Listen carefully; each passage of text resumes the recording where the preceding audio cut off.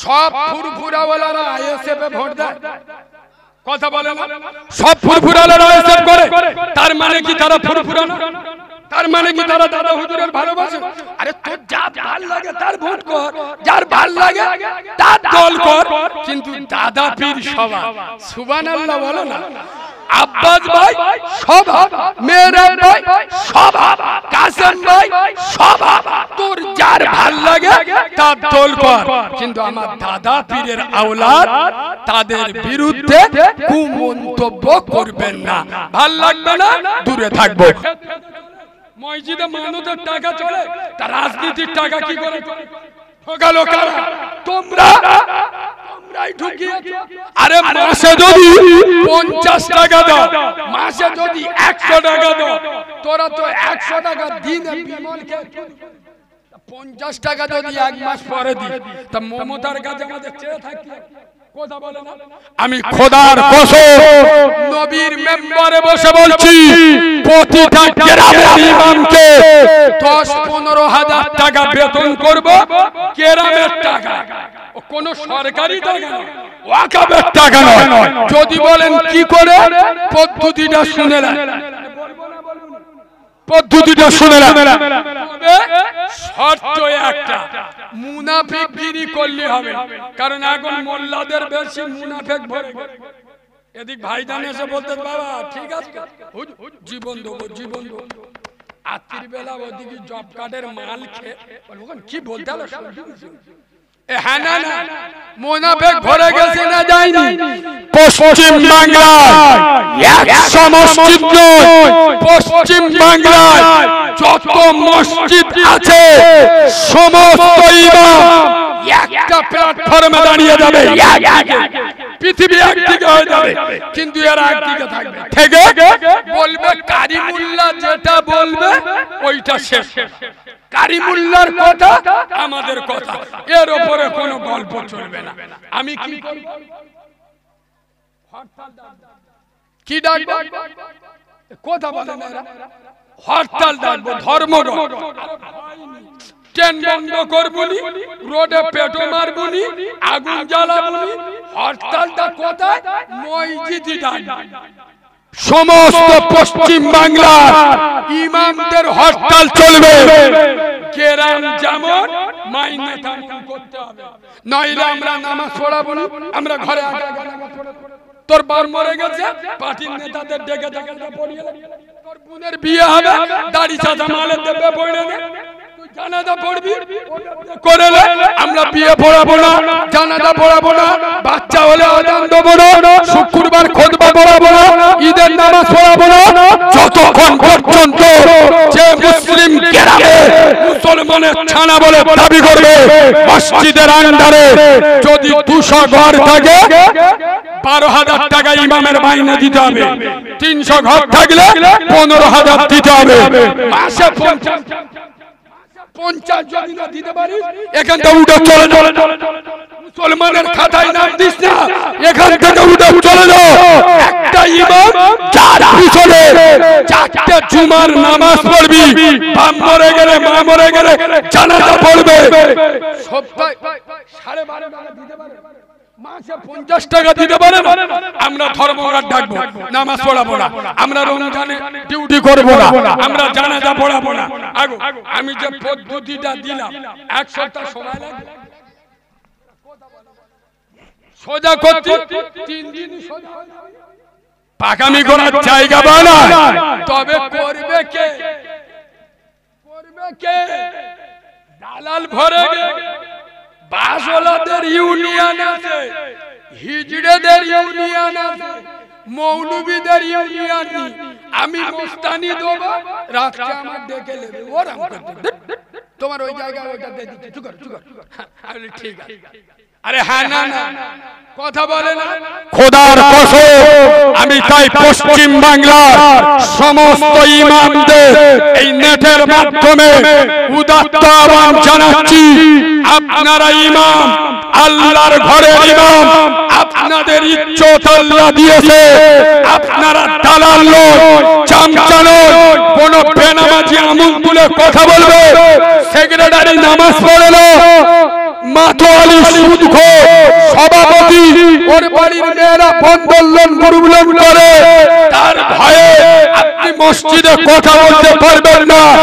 ওই রকম ইমামতির মুখে থুতু দিয়ে চলে আসো, দর্জির কাজ করে আলেম মানে কি অন্য কাজ করে খেলে কথা বলে না? আমি মসজিদে থাকবো, তোমার দাদাগিরি সহ্য করবো? আমি খোদার ঘরের ইমাম, সমাজে যেটা অন্যায় হবে আমি খোদার ঘরের মেম্বারে দাঁড়িয়ে বলবো। গতকালকে আমার তো আপনারা শুনলে চমকে যাবে, আমার মতো ছেলে বলে আর আল্লাহর করুণা আল্লাহর দয়া আছে বলে আমি এখানে এসে ওয়াজ করছি। আমার বাড়িতে বের হতে দেবে না, আমার পরিস্থিতি এমন। আপনারা শুনলে বলবেন যে আপনি এসেছেন কেন? আমার গলার ভিতরে এত বড় একটা টিউমার হয়েছে, এত বড়। সেই অবস্থায় আমি এখানে এসেছি জীবনের ঝুঁকি নিয়ে। সোনার আব্বা আজকের বলেন যদি আমার ওই টিউমারটা ফেটে যায় আমার অবস্থা কি হবে বুঝতে পারছেন? কথা বলেন, টিউমার মানে কি বুঝতে পারছেন? আমি এতদিন আমার তো গত 3-4 দিন আগে অ্যাপোলো হসপিটালতে আমার ছাড়বে না, ইমিডিয়েটলি অপারেশন করতে হবে। আমি হাতে পাই ধরে ডাক্তারবাবু বাংলার অগণিত জায়গায় রোজা পর্যন্ত এখন আমার 1-150 জলসা বাকি, টাকা নিয়ে রেখেছি, লোক হ্যাম্বিল করে রেখেছে। আমি কথা দিয়েছি যে আমি বেঁচে থাকলে পৌঁছে যাব। আপনি ওষুধের দ্বারাই দেখেন, আল্লাহ তো ডাক্তারের ডাক্তার। সোনার আব্বা জোর করে আমার ওষুধ দেবে না, ওষুধ নিয়ে আমি এই জলসায় আমি প্রায় জলসা বন্ধ করে দিচ্ছি। দোয়া করবে। আমার মা নেই তো, আমার দোয়া করার কেউ নেই। নেটে যারা শুনেছে আমি যেদিন হয়েছি আমার মা মরে গেছে, তো আমার মা নেই তো আমার দোয়া করার মতো কেউ নেই। আমি এখান থেকে ডাইরেক্ট ফুরফুরা হয়ে আগামী কাল সকালে পিজি হসপিটালে সার্জন ডাক্তারের সঙ্গে আমার অ্যাপয়েন্টমেন্ট করা আছে। আপনারা আমার জন্য দোয়া করবেন, আল্লাহ যেন বিনা অপারেশনে, আল্লাহ সব পারে না পারে, এই প্রতিবাদী কণ্ঠটার জন্য আপনারা দোয়া করবেন। এই আব্বা দোয়া করবেন। আমি মাহারা ছেলে, নবী বলেছে অনাথদের দোয়া কবুল হয়। আমিও আপনাদের জন্য দোয়া করব, আল্লাহ যেন আপনাদের মাই মুরব্বি আযাবুল কবরটা মাফ করে, কবরগুলো নূরুন আলা নূর করে, কবরগুলো যেন বেহেশতের বাগান বানিয়ে দেন। বলেন আল্লাহুম্মা আমিন। কারণ রাসূল বলেছেন অনাথদের দোয়া কবুল হয়। আমি একজন অনাথ, আমার রাসূলের কথা মিথ্যা হবে? কথা বলে না, মিথ্যা হবে? এই শোনে, আমি গত কালকের বলছিলাম, এখন আমি যেখানে যাচ্ছি অধিকাংশ জায়গায় ঝামেলা হচ্ছে। কেন জানেন? এক শ্রেণীর মাল আমার পিছনে লেগেছে, আর রোগের ওষুধ দিলি টিটিনাস দিলি কি আরাম হয়? কথা বলে না, কাটা গায়ে নুনি ছিটে দিলে জ্বালা ধরে, তা যাদের গায়ে লাগতেছে তারাও ছিটফিট করতেছে। আমি গত কালকের বলছিলাম, এবার ধাপাই বল খেলা হয়, ধাপাই বল, আরে যেটা মোমের বল, মোমের বল খেলা হয়। আচ্ছা ছেড়ে দাও, আপনাদের এদিকে ফুটবল খেলা হয় তো? ফুটবল, আচ্ছা বলে ফুটবল প্লেয়ার খেলে কজন? 7 জন বা 11 জন প্লেয়ার। আচ্ছা ধরেন 7 জন করে খেলছে, দুটো করে প্লেয়ার এক্সট্রা থাকে না? থাকে।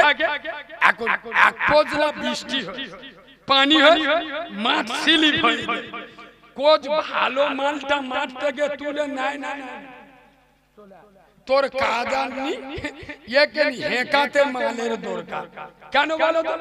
মাঠ তো স্লিপ হয়ে যায়, ভালো করে শট করা যাবে, এখানে হেঁকাতে মাল লাগবে, এক হাতে চালাবে, হ্যাঁ না?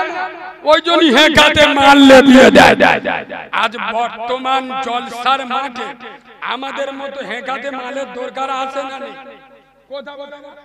শ্রোতা যারা বসে 100-র মধ্যে 99 জন নামাজ পড়ে না, 100-র মধ্যে 99 জন সুদখোর, 100-র মধ্যে 80 জন জেনাখোর, 100-র মধ্যে 70 জন বাম্মার ভাত দেয় না। সত্যি বলছি না? তাহলে এদের যজ্ঞ করতে গেলি যে ঠাকুর যে দেবতা যেই ফুল দিলে সন্তুষ্ট সেই ফুল দিয়ে পুজো করতে হবে না হবে না আলেম উলামা যারা যোগ্য তারা কোরআন হাদিস দিয়ে চালাবে এখনকার যুবক ছেলেরা যারা ফ্রি ফায়ার খেলে যারা হাল হারাম বাসে না এরা কোরআন হাদিসের কিছু বুঝতে পারবে তাহলে এদের বলতে গেলে দুনিয়াবি যুক্তি দিয়ে আল্লাহর কোরআন বলেছেন উদউ ইলা সাবিলি রাব্বিকা বিল হিকমা তোমরা যখন শরীয়তের কথা কোরআনের কথা হাদিসের কথা মানুষকে বোঝাবে হিকমতের সাথে তোমরা বোঝাবে যুক্তি দিয়ে যাতে মানুষ বুঝতে পারে ওই জন্য করে এবং এই নামাজের কথা আমি বলি না আমার প্রতিটা জলসায় দেখবেন নামাজের কথা থাকে এই আল্লাহ নামাজের জন্য ডাকে না তোমরা আল্লাহ যে ডাকে হাইয়া আলাস সালাহ এখানে আল্লাহ নামাজের জন্য ডাকে না আল্লাহ জান্নাতের চাবি দেওয়ার জন্য ডাকে সুবহানাল্লাহ বলেন ঘরে গিয়ে সুবহানাল্লাহ বলেন গ্যাসের ওষুধ হবে পেট খুব যন্ত্রণা করছে অসহ্য বিরাট যন্ত্রণা করছে আছে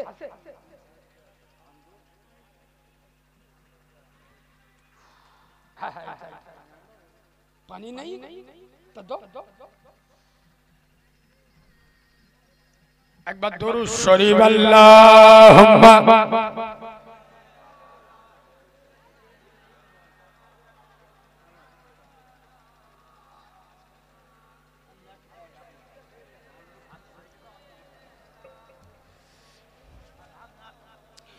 আচ্ছা মাগো বলো দেখি রাত্রি কেন কালো আর সূর্য মামা কোথা থেকে পেলেন এমন আলো ফুলগুলি সব নানা রঙে কেমন করে হয় আর লতাগুলি সবুজ কেন ফুলের মতো নয় দুধ কেন মা এমন সাদা মরিচ কেন ঝাল আর আমগুলি সব পাগলে পরে হয় কেন মালাল চিনি কেন মিষ্টি এত তেঁতুল কেন টক আর কোকিল কেন কালো এত ফর্সা কেন বক সারা বছর বেঙ্গুলি সব চুপটি করে থাকে আর বাদল পানি পেলে কেন মাতাল হয়ে ডাকে কি পাখির নাই রে ডানা ক্যামেরে মজার শোন আর দাঁড়িয়ে কেন ঘোড়া ঘুমায় বলতে পারো কেহ ও মা মরুর বুকে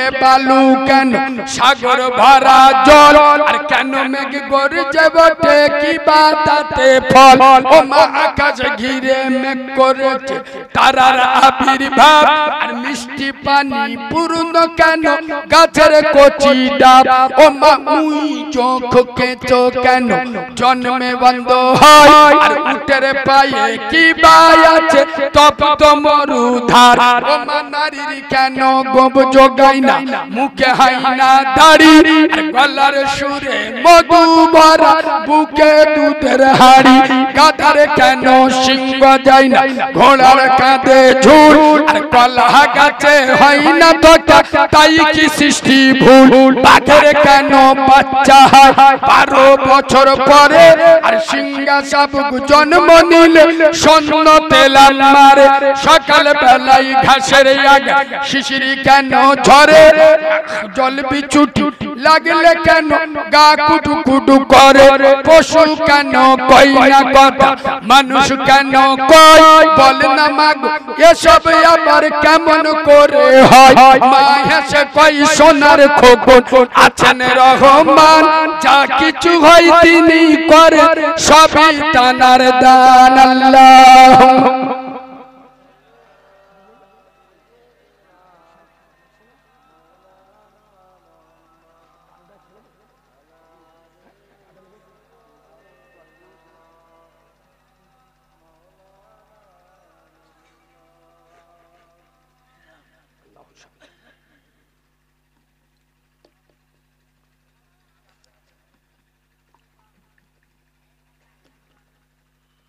আব্বা শেষবারে কয়েকটা কথা বলে যায় বর্তমান ভারতের দিকে লক্ষ্য করে, বিশেষ করে বাংলার পরিস্থিতির দিকে লক্ষ্য করে আমি এখানে কারো দালালিও করতে আসিনি, কারো চামচাগিরিও করতে আসিনি।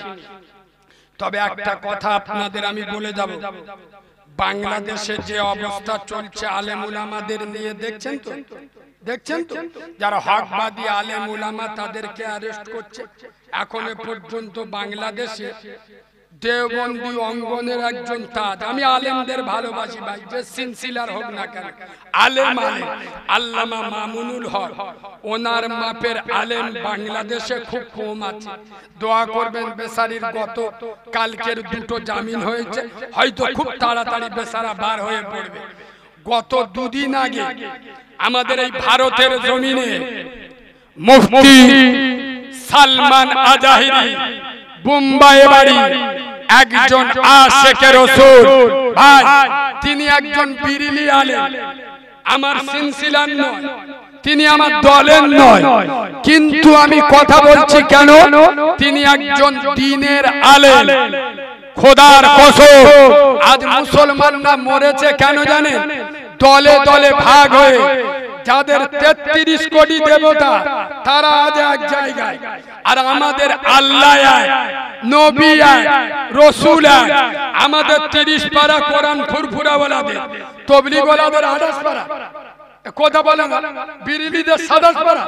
আমাদের একটাই দল, একই নবী, একই ইসলাম, দলে দলে বিভক্ত।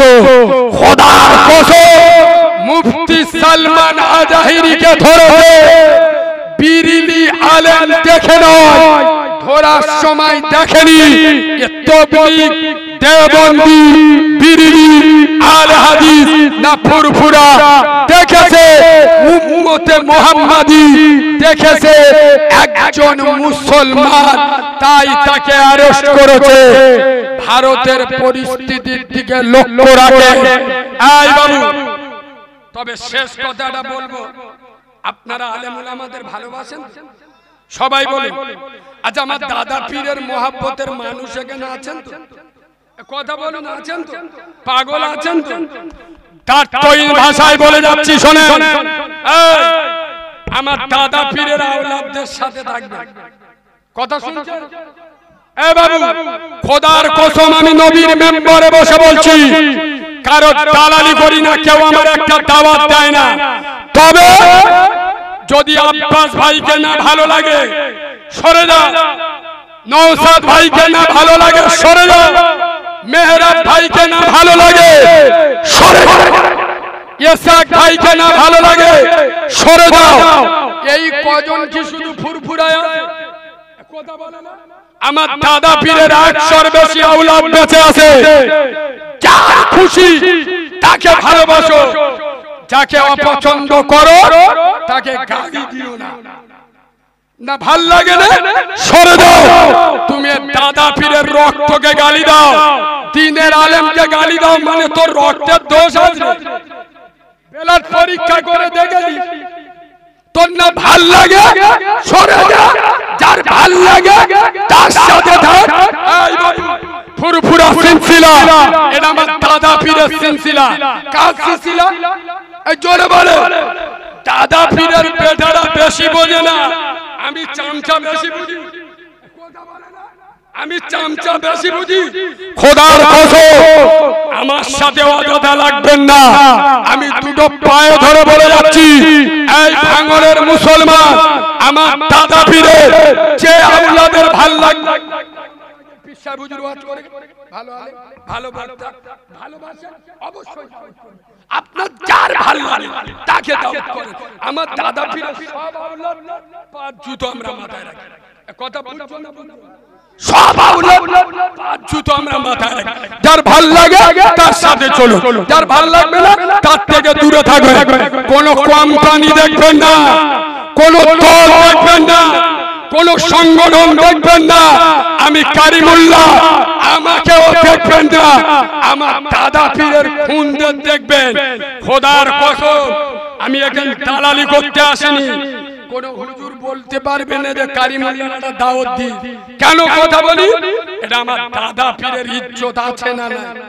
এই কথা বলে খোদার কসম দাদা পীর মুজাদ্দেদুল জামান আমির শরিয়ত ফুরফুরার শুধু পীর নয় সারা পৃথিবীর জন্য দাদা পীরকে আল্লাহ একটা নিয়ামত করেছেন সুবহানাল্লাহ বলে ওই জন্য ভাঙরের মুসলমান খোদার কসম পশ্চিম বাংলার যত মুসলমান আছে আমি মনে করি ভাঙরের মুসলমানদের ঈমানি বাবা গোটা পশ্চিম বাংলায় ফুরফুরাওয়ালাদের ভালোবাসা একদিকে আর ভাঙরের ফুরফুরা উম্মতে মুহাম্মাদি আশিকে রাসূল আমার দাদা পীরের প্রকৃত আশিকদের মহব্বত ঈমান আর একদিকে ভাঙরের মুসলমান এদের ভিতরে ঈমানি জজবা ঈমানি বাবা আল্লাহ এদের হেফাজত রাখুক বলেন আল্লাহুম্মা আমিন এর নবী পাকের দরবারে সালাতু সালাম পড়ব ইয়া নবী